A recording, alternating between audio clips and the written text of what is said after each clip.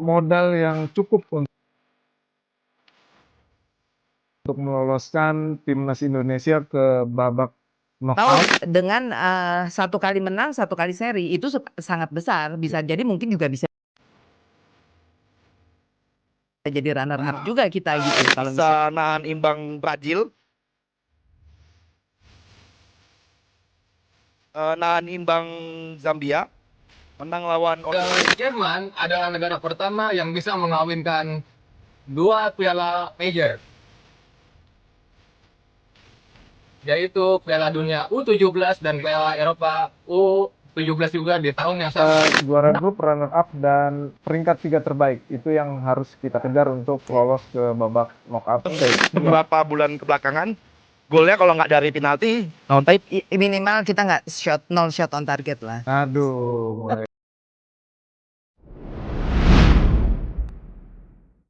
Selamat datang di ETV Sport, the home of sport discussion. Salam olahraga, semangat juara. Bersama saya Henry, kali ini kita akan membahas tentang perjalanan U17 menghadapi Piala Dunia nanti di tanggal 4 November 2025 yang akan berlangsung di Qatar. Perjuangan timnas U17 untuk melaju ke Piala Dunia kali ini melalui jalur Piala Asia, di mana kita berhasil melaju ke babak 8 besar sehingga kita mendapatkan tiket otomatis lolos ke Piala Dunia 2025 di Qatar. Ya, bersama kami saat ini sudah ada Bunda Erika. Halo Bang Henry. Dan juga saya akan ditemani oleh co-host yaitu Mr. Teti. Ya, salam. Nama saya Teti. Tapi tunggu dulu nih, sebelum kita mulai. Nah, teman-teman, sebelumnya kenapa saya pakai mic sendiri, yang lain tidak? Karena saya megang mic, kalau saya megang federasi, saya nggak punya kekuasaan. Oke, lanjut. Yaitu sedikit intermezzo dari Bung Biar Teti tahu ya. aja ya. Bunda Erika, gimana kabarnya? Sehat, alhamdulillah. Alhamdulillah. Bagaimana ini U17 kita lolos ke Piala Dunia sedikit banyak mengobati kegagalan timnas senior. Mungkinkah bisa dikatakan seperti itu, Bunda? Laga U17 kita di Piala Dunia kali ini tuh sebenarnya menurut aku penutup ya, laga penutup untuk menghibur kita semua. Emang sedih Bun ya? Emang sedih. Gimana ya ngomongnya ya? Ya pastilah kita semua udah pasti bisa mengobati kekecewaan kita lah nanti. Mudah-mudahan. Ya, langsung aja Bunda. Sebelumnya di edisi sebelumnya kita pernah tampil juga di Piala Dunia U17 ketika kita menjadi tuan rumah. Ya. Saat itu kita dinakodai oleh Coach Bima Bima Sakti. Sakti. Ya. Di mana hasilnya kita mendapatkan 2 poin dari 2 pertandingan. Kita berhasil menahan imbang Panama dan Ekuador ya. Dan kali ini di tangan Coach Nova Arianto dengan segala persiapannya, dan lawan yang akan kita hadapi adalah negara-negara yang tidak bisa kita anggap remeh seperti Brazil, Zambia, dan Honduras. Ya. Bagaimana menurut Bunda tentang persiapan yang dilakukan oleh Coach Nova Arianto dan kawan-kawan ini? Ya, sebenarnya kalau kita melihat persiapan dari tim squad U17 kita, rasa-rasanya sih mereka sudah melakukan TC panjang juga sudah melakukan beberapa laga uji coba kemarin melawan Paraguay, Pantai Gading, terus sama satu lagi kita ngelawan Panama. Di mana kita kalah 1 kali ya, lawan Paraguay kita kalah 2-1, lawan Panama kita 1-1 dan Pantai Gading 0-0. Jadi sebenarnya dilihat dari persiapan itu ya harusnya sudah siap lah, terutama masalah mental dan masalah fisiknya. Ya. Siap tempur berarti ya. Siap tempur pasti. Tapi terkadang kita kalau melakukan sesuatu tuh Bun, emang persiapan udah matang nih. Ada sesuatu yang membuat kita tuh lebih matang lagi. Kira-kira kita harus melakukan apa sebenarnya? Kalau kita berkaca pada hasil laga uji coba kemarin ya, ada beberapa ya secara taktikal tentunya mungkin Coach Nova pasti harus melakukan beberapa perbaikan terutama masalah klinikal di sepertiga lini depan, sepertiga depan lapangan termasuk juga sepertiga belakang lapangan. Karena kalau kita lihat kemarin lawan Panama, itu kita Kayak di gol ya. kurang gitu tengah. Kita gol cuma lewat penalti kan kemarin kan. Kita menggolkan lewat penalti. Artinya kita juga kegolan karena juga kesalahan di lini belakang. lawan Paraguay juga begitu. Kita sudah di babak pertama kita duluan menggolkan duluan, tapi di Ya. babak selanjutnya kita belum bisa mempertahankan kemenangan itu karena kesalahan di sepertiga lini belakang. Makanya saya bilang ya tadi artinya masih banyak evaluasi yang harus dilakukan oleh Coach Nova terhadap anak-anaknya. Melihat partai uji coba sebelumnya, lawan-lawan yang kita hadapi seperti Paraguay, Panama dan Pantai Gading, ini sepertinya sangat cocok ya pilihan lawannya untuk lawan berikutnya di grup, Ya. Bunda. Ya karena kita itu kan kita di grup H bersama Brazil, lalu Brazil, Honduras dan Zambia. Brazil itu CONMEBOL, Ya. ya kan? Zambia itu CAF, Ya. jadi dia perwakilan Afrika dan CONCACAF. Ya. Honduras Ya. gitu. Jadi memang mungkin lawan yang dipilih itu untuk bisa benar-benar inilah namanya laga uji coba, Match, benar-benar mencerminkan kekuatan yang akan kita lawan nanti di grup H nanti gitu pada saat di Piala Dunia. Nah, berarti untuk U17 ini persiapan itu sebenarnya lebih matang, Bung, ya. Kita lihat seperti pemilihan lawan itu cenderung mereka memberikan sesuatu yang hampir sama ini. Oh, nanti kita ke depannya melawan A ini, kita pilih yang lawan A. Ya. Jadi untuk ke depannya memang ini sesuatu yang udah mulai bagus. Itu sebenarnya memang harus seperti ini kan. Ya memang harusnya seperti itu gitu. Jangan Jadi lawan memang Taipei gitu kalau dicoba. Enggak, jangan. Kalau dicoba jangan lawan Taipei gitu.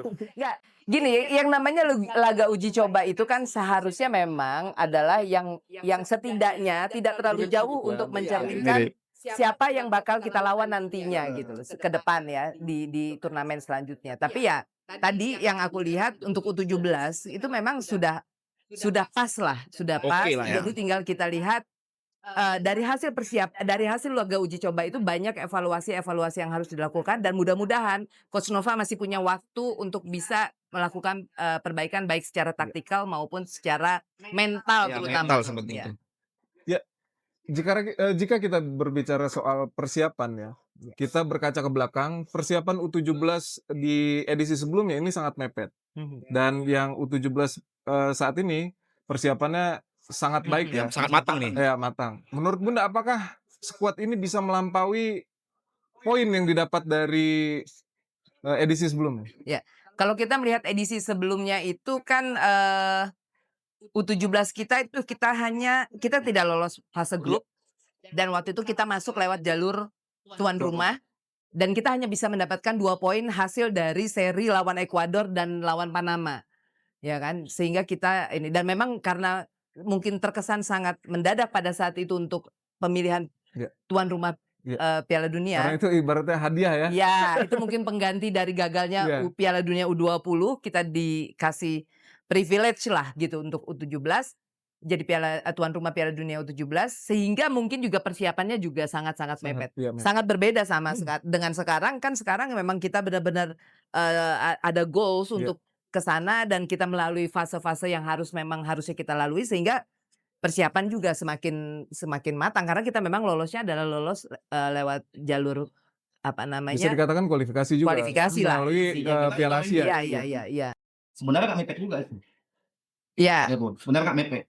Iya. Tapi maksudnya gini, yang kita katakan mungkin waktunya tidak seperti sekarang, persiapannya tidak sekarang karena memang mereka tidak bersiap juga bahwa akan ada terpikir bahwa kita bakal jadi tuan rumah Piala Karena kita Dunia U17. kalau tidak jadi tuan rumah kita nggak masuk sebenarnya. Iya. Karena maka persiapan bukan ke Piala Dunia sebenarnya. Gitu. Itu kan hadiah. Iya. Nggak hadiah, itu namanya emang udah FIFA menunjuk Indonesia kiblatnya sepak bola termasuk juga Indonesia itu bagus. Itu penonton, bukan untuk bolanya ya, penonton. Nah gitu. Ya, jika melihat di grup ini lawan-lawan kita Brazil, Honduras dan Zambia ini tentunya merupakan tim-tim yang cukup kuat ya di zona mereka dan Indonesia diharapkan mampu bersaing melawan tim-tim ini. Dan Bunda melihat tim mana kira-kira yang levelnya hampir mirip dengan kita? Baik, oke. Secara kalau kita lihat di grup H ini ya, Brazil, Honduras, Zambia dan lawan kita pertama nanti adalah Zambia. Ya memang sekarang kalau targetnya sebenarnya dari federasi Tidak ada setahu saya tidak memberikan target, tapi Coach Nova punya target internal bersama skuadnya bahwa mereka menargetkan untuk bisa lolos fase grup, Ya. artinya lolos ke Knockout. fase knockout. Jadi kalau kita berhitung dari situ, berkaca dari goals-nya, ya mau tidak mau, kan ini kan sekarang ada 3 Ya. Lawan. skenario.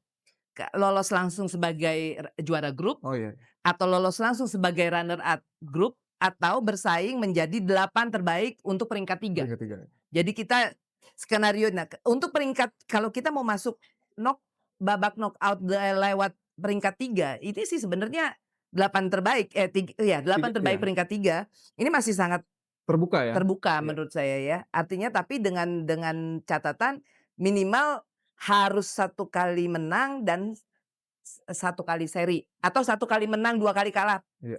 3 poin ya. Atau apa Draw namanya, semua. atau draw semua, Semua. ya kan, tidak kalah.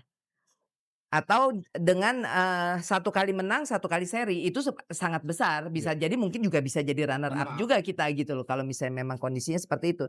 Nah sekali lagi tetapi yang harus kita catat adalah lawan-lawan kita ini juga bukan lawan-lawan Kaleng-kaleng. kaleng-kaleng. Zambia di uji cobanya kemarin mereka bisa menundukkan bisa menang lawan Meksiko loh. Iya. Gitu. Jadi bukan juga ini ya, dan secara permainan ciri khas Afrika Iya. secara fisikal dan segala macam itu Kita bisa melihat ketika di Piala Kemerdekaan melawan Mali. ya Itu beda banget. kurang lebih gitu. Jadi memang kecepatan, mereka punya kecepatan ya, biasa kan mereka larinya bukan, kalau kita di sini masih sprint, tidak ada teman larinya, kalau mereka larinya bareng sama soalnya. Ya karena pemain-pemain Afrika ini ketika mereka tampil di Piala Dunia atau di kejuaraan dunia, ini ibaratnya buat mereka nih jual diri. Ya. Jadi untuk dilirik klub-klub Eropa supaya Iya. mereka Ataupun terbang dilirik ke sama negara lain ya, untuk diambil sama negara lain. Bisa jadi. naturalisasi. Bisa jadi. Itu kan sahamnya Prancis biasanya. Iya betul. Sahamnya Banyak Prancis. memang dari Prancis ya. Iya, sahamnya Prancis. Nah Bunda melihat skuad yang ada yang sudah dipanggil oleh Coach Nova Arianto, mungkin pandangan Bunda ada beberapa key player yang menurut Bunda akan menjadi tulang punggung atau pembeda di timnas Indonesia. Ya. Ya sebenarnya kalau kita lihat ya, kita mulai dari lini belakang. Lini belakang itu kan ada Putu Panji yang memang juga jadi kapten. Ya. Jadi dia adalah menurut aku ya harus bisa jadi juru bicara untuk bisa mengatur teman-temannya di belakang, jadi jenderal lapangan belakang ya untuk ininya, dan bisa berkomunikasi juga dengan kiper, berkoordinasi dengan kiper supaya pertahanan kita di belakang itu solid, ya kan. Itu satu. Kedua juga kita tuh punya 1 pemain diaspora di belakang yang memang sangat, dan dia sudah dapat kontrak Ya, betul. profesionalnya di Melbourne ya. Matthew Baker. Ini juga pemain yang bagus, pemain yang menjanjikan, sangat potensial. Pilihannya tepat ya, Bunda. Pilihan tepat. Ya. Dan cara mainnya saya jadi mengingatkan saya bahkan sedikit banyak kayak Justin Hubner juga masih itu. digoda-goda sama negara tetangga nih. Kalau emang benar nih, kita kalau ngelihat pemain diaspora itu emang seperti ini, kayak Matt Baker ya, Bunda. Iya. Dia punya prospek, udah bermain di klubnya yang cenderung main bagus, Iya. jangan asal ambil aja gitu. Iya. Ada di negara mana gitu, main asal ambil, Bun. Ada ya. Ada, kemudian itu mana ada. Oke. Nah, lalu kita di tengah itu kita punya ada Evandra, ada Goli ya, ada Goli yang terkadang suka bermain sebagai peran free roll gitu kan, free roll. Dan di depan ya kita punya Mirza gitu. Mirza kita berharap mungkin selama babak kualifikasi babak grup ya, kualifikasi di grup ini nanti, fase grup ini mungkin dia cuma bisa dapat 3 atau paling banyak 2-3 peluang ya. Iya, Peluang emas ya, peluang emas. benar-benar peluang mata. Dan itu harus diselesaikan, dan kita sangat berharap dari Mirza untuk bisa menyelesaikan peluang itu dikonversi menjadi gol. Karena memang beliau kan striker. Jadi harus bermain sangat efektif Mirza di sini, harus bisa jadi pembeda. Ya. Gitu. Ya kita memang mempunyai Mirza yang saat ini menjadi nomor 9 ya Iya. di U17 dan kita berharap Mirza ini bisa terus menanjak ya permainannya dan nanti bisa tembus di U20, U23 Ya. dan bahkan ke senior gitu. Ya. Ya jadi memang menurut Bunda di U17 kali ini kan mungkin ada beberapa nama yang mentereng lah kayak Mirza, Evandra, Alberto. Ini 3 pemain ini mereka ini harus benar-benar kerja sama tim atau mereka jangan sampai star syndrome gitu, bermain sendiri untuk membuktikan wah ini udah level dunia nih. Aku harus menunjukkan ini, aku mau tampil nih. Harus kita berikan mereka itu seperti apa sih bermain tim itu gimana gitu maksudnya. Ya, gini, kalau kita bicara skill individu Hmm. di level Udah dunia nih ya. Piala Dunia seperti sekarang dan kita melihat kita satu grup itu, kita kan dikatakan kita masuk grup neraka Iya, untuk lawannya kita ya. Brazil ya kan? Karena ada Brazil, Honduras, Zambia. Kalau kita cuma mengandalkan skill individu tentu saja itu tidak akan workout menurut saya Bisa karena dimarahin sama Coach Nova. ya, justru yang memberikan kita peluang untuk bisa lolos itu justru adalah mengandalkan permainan tim. Dan kita punya keunggulan juga secara fisik, ya kan? Itu yang harus bisa dimanfaatkan dan mentalitas kita yang terutama saya berharap mentalitas anak-anak ini justru yang membuat kita itu jadi ada tambahan fighting spiritnya itu harus lebih lagi gitu untuk bisa Iya. itu yang akan bisa membawa bukan mengandalkan skill individu karena kalau kita bicara skill individu gimana kita cara ngalahin skill individunya Brazil. Oke, nah itu benar. Nah itu tuh adik-adik nanti yang menonton ya kalau ada kesempatan waktu nonton. Kalian kan masih muda nih.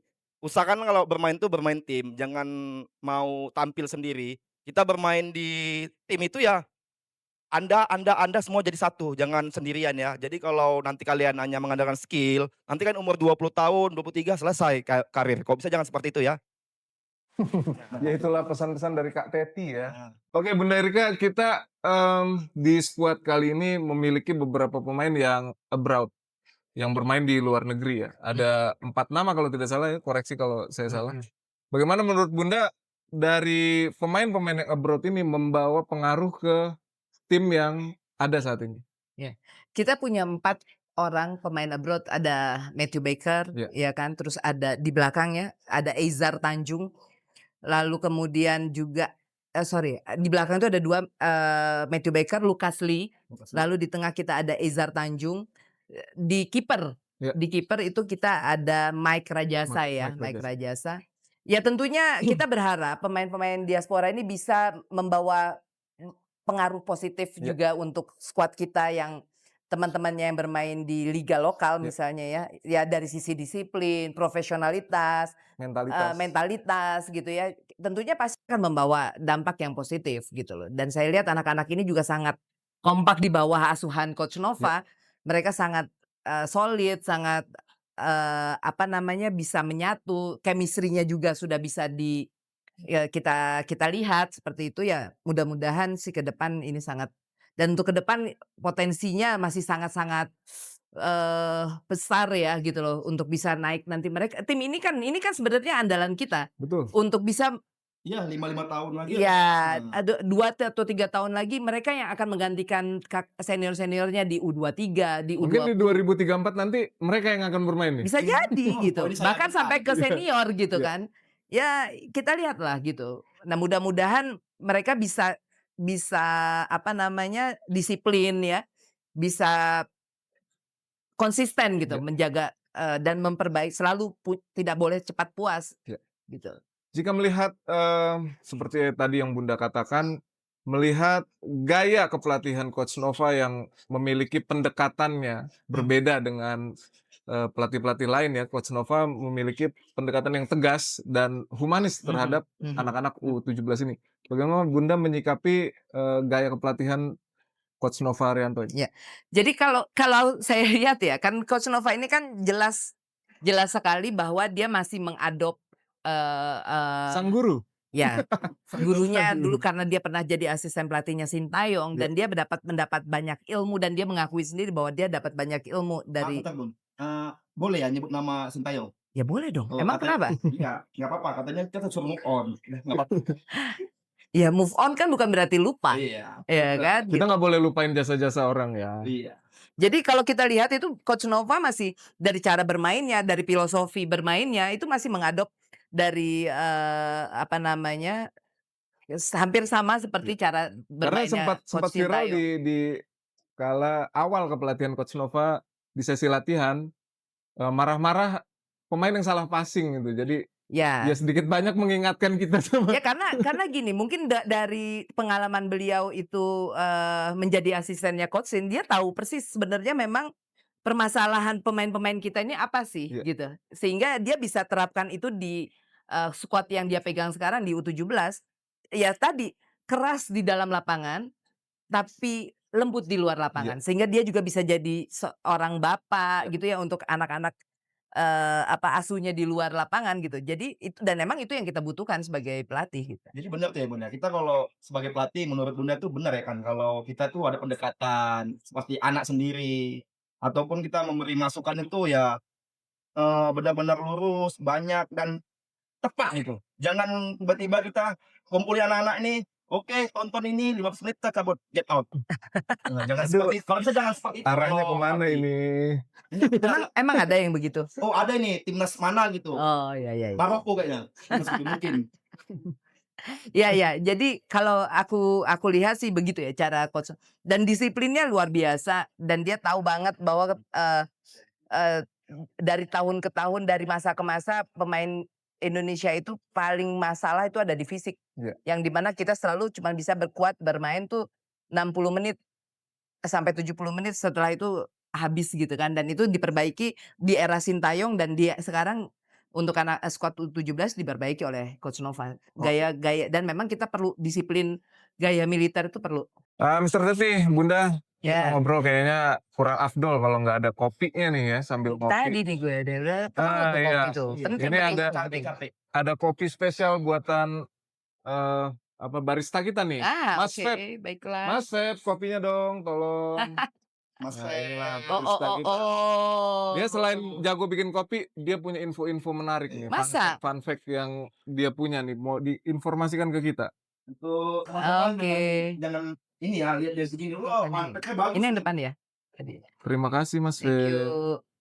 Kau kesini bawa pancake apa bukan salah? Ada info apa Aku Mas minum. Feb? Aku sambil Silakan. minum ya. Iya, Guys. silakan. Nova Arianto dulu dikenal sebagai center back yang house goal dan tangguh.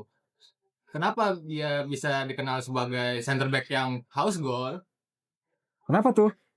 Karena dulu dia mengawali karir sebagai seorang striker, yaitu pada saat di timnas PSSI Bareti dan di Arseto Solo.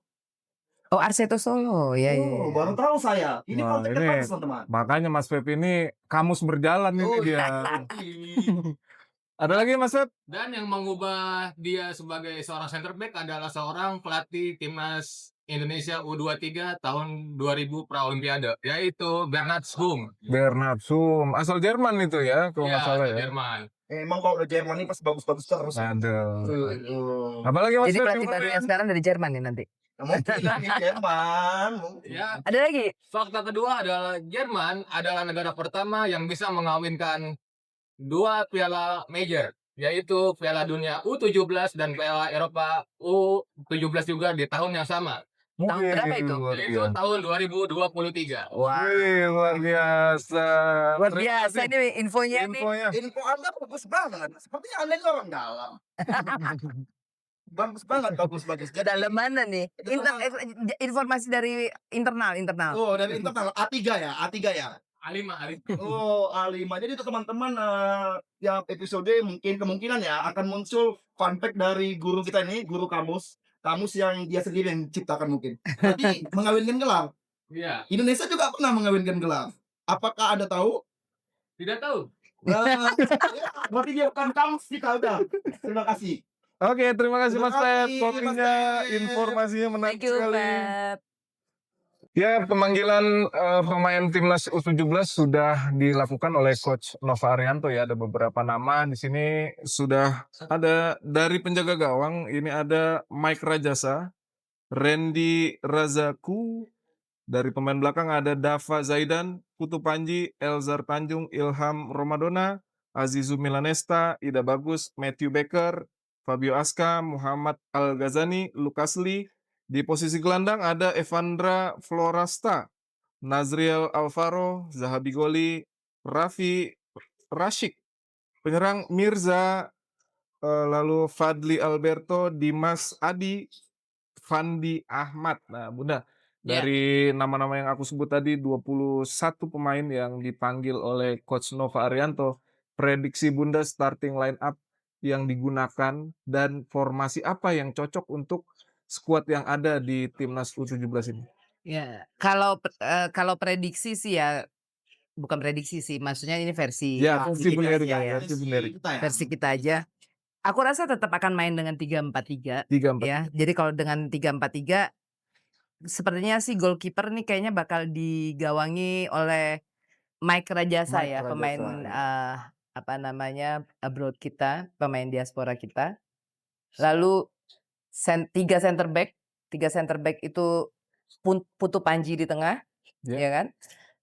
Matthew Baker di kanan Matthew Baker, lalu si siapa Ida Bagus untuk Juga bagus. di kiri. Lalu kemudian wingback kanan itu Fabio ya, Fabio Aska. Fabio Aska ya, wingback Fabio kanan. Aska bisa. Lalu wingback kiri itu ada si siapa sih? Aku lupa siapa. Ada siapa namanya, Bung? Elzer Tanjung, Ilham Ramadona, Nah, kira-kira Bunda pilih mana? Azizu, Mungkin Eizar Lucas. Tanjung. Eizar Mungkin Tanjung. Eizar Tanjung akan diturunkan di kiri, ya kan? Lalu untuk di tengah itu Ada nama Lucas Lee dan Evandra. Evandra. Lucas Lee dan Evandra. Kanan forward kanan itu adalah Goli, Goli. ya Sabi Goli. Lalu yang di kiri itu ada Fadli Alberto. Ya. Di tengah Mirza. Iya. Itu versiku kan. Jadi 11 nama ini saya hampir sepakat. Cuman tadi satu nama di Lucas Lee ya. Bunda tak di tengah ya? Ya, Oh, jadi tidak ada nama Nazrin. nanti mungkin bisa jadi super sub. Oh, jadi Bunda lebih cenderung ke Lucas Lee ya. Iya. Nah, kalau itu versi Bunda ya hampir sama dengan saya. Karena saya cuma bedanya di Lucas Lee lebih bagus tuh bermain di belakang gitu doang.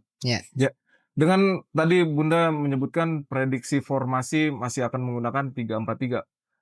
Apakah kemungkinan pola permainan akan sama? Kita menggunakan counter defense seperti Ya, timnas. sebenarnya Sama gimana nih? Sama yang kegagalan kemarin apa? Sama seperti yang lalu ya, yang Jangan sama seperti halo. Iya, bodoh. Nggak, gini. Kalau sebenarnya kan kita bicara formasi ataupun bicara itu tuh sebenarnya kan tergantung lawan. Itu Betul, kan ya. juga ada pengaruh Harus tergantung adaptif, ya. lawan yang kita akan hadapi itu siapa. Kita lihat satu-satu deh ya. Misalnya gini, Brazil. Kita nggak mungkin mau main menyerang lawan Brazil, bro. Betul. Iya kan? Gitu. Kenapa? Karena Brazil itu walaupun katanya sekarang itu dia lagi krisis, kan sebenarnya filosofinya dia itu kan Jogo Bonito Jogo ya. Bonito. Jogo Bonito. Tapi mereka lagi krisis karena memang jarang sekali pemain-pemain mudanya sekarang ini bermain di yang bagus-bagus tuh bermain di Liga Brazil. Kebanyakan main di luar kan. Tapi ya Brazil is Brazil. Mereka tetap punya pemain-pemain yang punya skill Berbakat, mengandalkan ya. skill individu, ya kan. Lalu dia pasti akan main high pressing gitu. Dia pressingnya bagus dan itu yang harus kita waspadai kan gitu.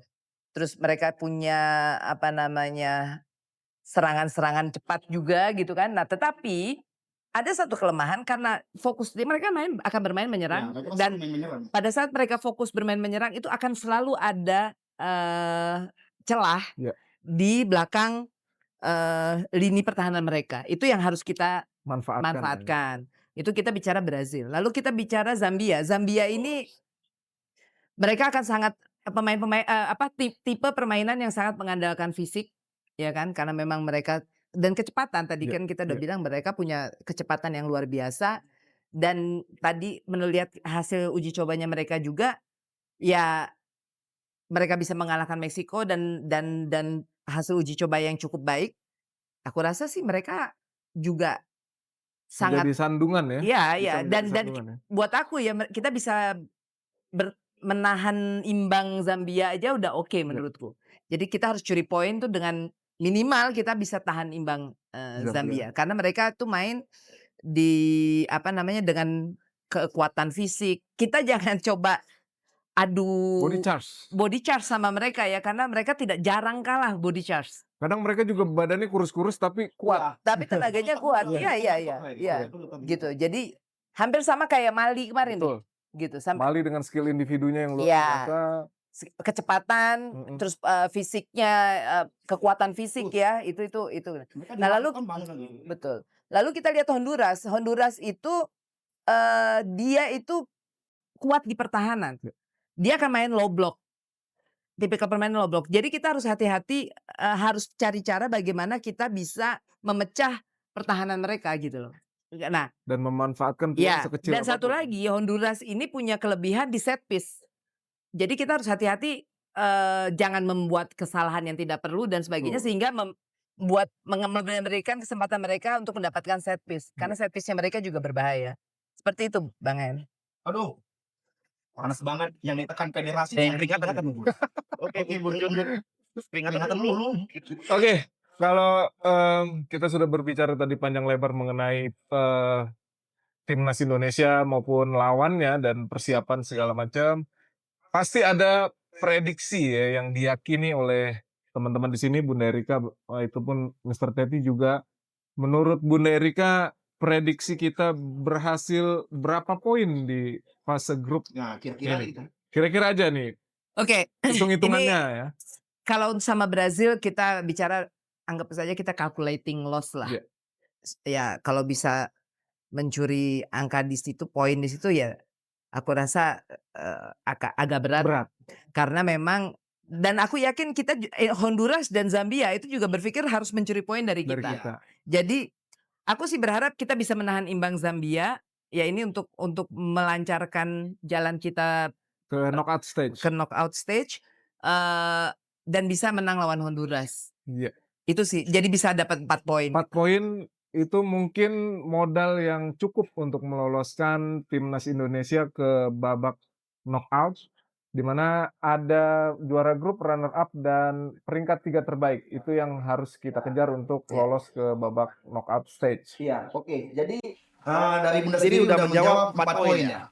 Nah, dari tadi nih host nanya mulu. Ganti saya tanya prediksi Bang Hen ini berapa poin yang akan didapat timnas U17 kali ini?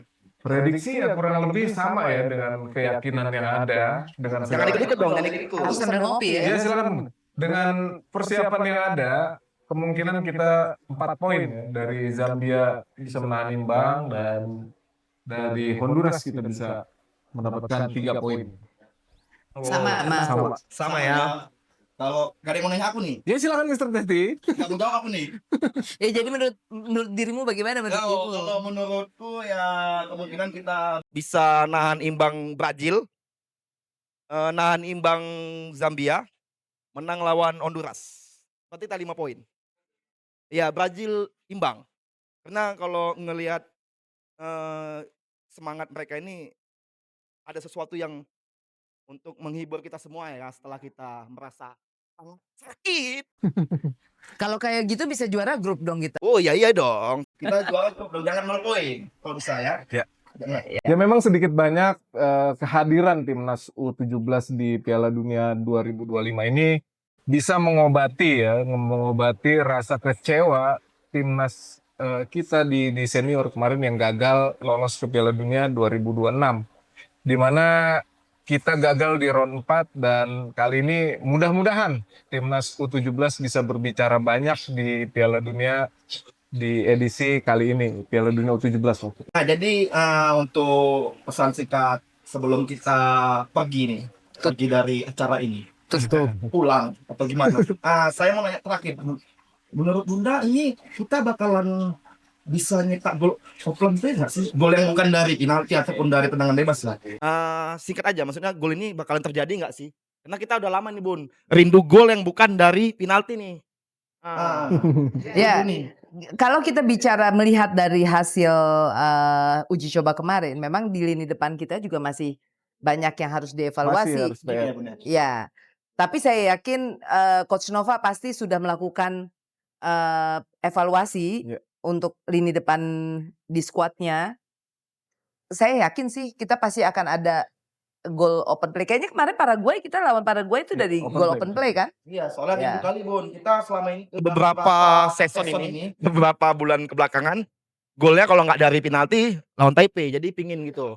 jadi pingin sekali untuk adik-adik nyetak gol lawan Brazil nih gitu. Iya, minimal kita nggak nol shot on target lah. Aduh, mulai lagi ya. Masa lalu yang menyakitkan emang susah banget dilupain ya. Ya, baiklah pemirsa ETV, kita obrolan tentang U17 tadi sudah panjang lebar dan cukup menarik ya.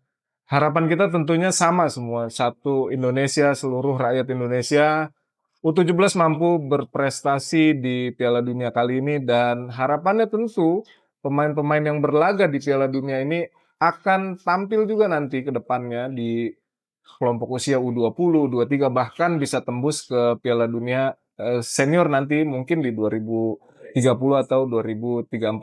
Oke Bunda Erika, closing statement untuk episode kali ini mengenai Timnas U17 mungkin bisa memberikan semangat untuk adik-adik kita di U17 kali ini. Ya, oke. Untuk adik-adik kita di timnas yang sedang akan berjuang di timnas Piala Dunia U17,